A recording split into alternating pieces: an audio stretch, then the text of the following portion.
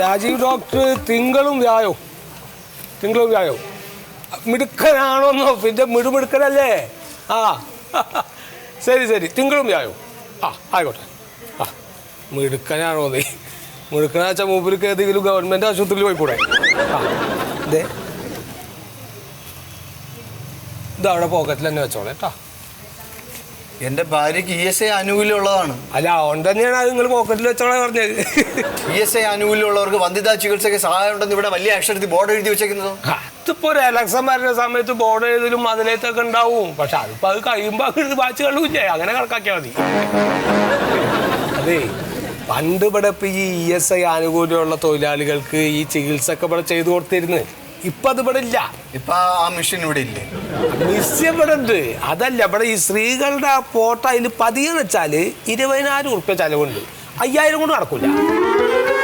കാർത്തികേയൻ ചേച്ചിയും വസുമതിയൊക്കെ നടത്തിയത് അവർ 5,000 രൂപയ്ക്കാണ് നടത്തിയത്. ഇതിപ്പോ 5,000 ഉറുപ്പ്യക്ക് കാർത്തികേയൻ ചേച്ചിയും വസുമതി ചേച്ചിയൊക്കെ അന്ന് നടത്തിയിട്ടുണ്ടാവും. അത് അന്തകാലം, ഇന്നില്ല.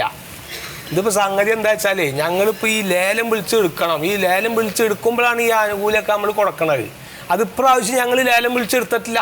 ഇത് ലേലം വിളിച്ചെടുക്കുക അത് തടിക്കച്ചവടമാണ്. മനുഷ്യ ശരീരം എന്ന് പറഞ്ഞാൽ തന്നെ ഒരു തടിയല്ലേ, അങ്ങനെ കണക്കാക്കിയാൽ മതി.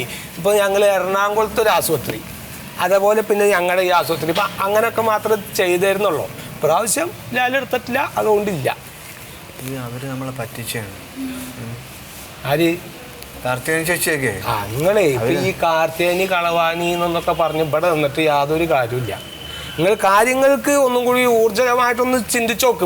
ഇപ്പോൾ ഞാൻ ഇപ്പം നിങ്ങൾ രണ്ടാളും മയ്യത്തായി കണക്കാക്കുക. എന്തിന്? അല്ല ഒന്നിനും നിങ്ങൾ വെറുതെ ഒന്ന് മനസ്സിൽ കരുതി. അപ്പം നിങ്ങൾ മയ്യത്തായി അപ്പോൾ നിങ്ങളുടെ മക്കൾ ഇങ്ങനെ വയ്യ കൂടെ നടന്നു പോവാണ്. അപ്പം ആ കുട്ടി ആരാ പോണത്? അത് ലോലിതൻ്റെ കുട്ടി. അതാ ആ കുട്ടിയല്ല, അത് ഇവിടെ ചികിത്സിക്കാൻ വന്നാണ്. നിങ്ങളുടെ ചേട്ടാ അതേ ഇപ്പോൾ അങ്ങനെ നമുക്ക് പറയാനൊരു നിങ്ങളുടെ പേരെന്താണ്? മണ്ടോദരി.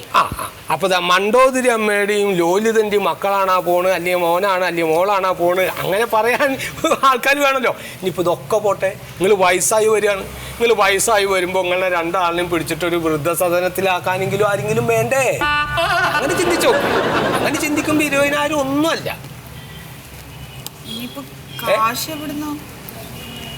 20,000 രൂപ ഞങ്ങൾ കാശിനെ കുറിച്ച് ആലോചിക്കുകയായിരുന്നു. അതാണ് അത് നമുക്ക് ചില ഭാഗ്യങ്ങൾ കിട്ടാൻ. അപ്പോൾ കാശ് അവിടെ കണക്കാക്കരുത്. അളിയൻ്റെ അടുത്ത് ചോദിക്കാം. അത് നന്നായിരിക്കും. അളിയന്മാരാകുമ്പോൾ അത് സഹകരിക്കും. 20,000 രൂപ എന്ന് പറയുമ്പോൾ വല്ലാത്തൊരു ഞാൻ എന്താ പേര് പറഞ്ഞ് ലോലിത. അത് നമ്മൾ അങ്ങനെ 20,000 ഒറ്റയ്ക്ക് കണക്കാക്കരുത്. 10,000 പിന്നൊരു 10,000. അപ്പോൾ രണ്ടാക്കുമ്പോൾ നമുക്കതൊരു 10,000 ആയിട്ട് തോന്നുള്ളൂ. ഇനി അതിന് നിങ്ങൾക്ക് വിഷമം തോന്നിച്ചാൽ 5,000 5,000 5,000 5,000 അങ്ങനെ 20,000 കണക്കാക്കിയാൽ മതി. അപ്പോൾ നമുക്ക് 5,000 എന്നുള്ളത് തോന്നുള്ളൂ. കായ് ഉണ്ടാക്കണം കേട്ടോ. എല്ലാ ഭാഗ്യം ഉണ്ടാവും വേണം, കായിട്ട് ചിലവാക്കില്ല. ധാരാ ഹലോ